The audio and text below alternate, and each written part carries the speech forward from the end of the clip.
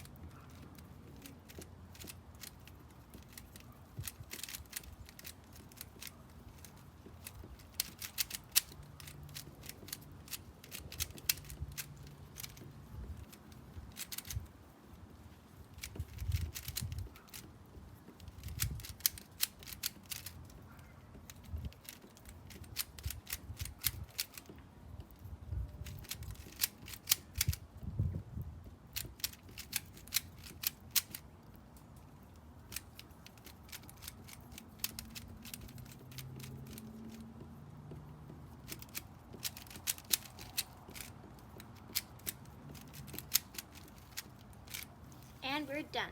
I hope you enjoyed this Rubik's Cube video. Don't forget to check out my other two and check out some more videos. Also, don't forget to like, comment, share, and subscribe. I'll see you guys next time. Bye!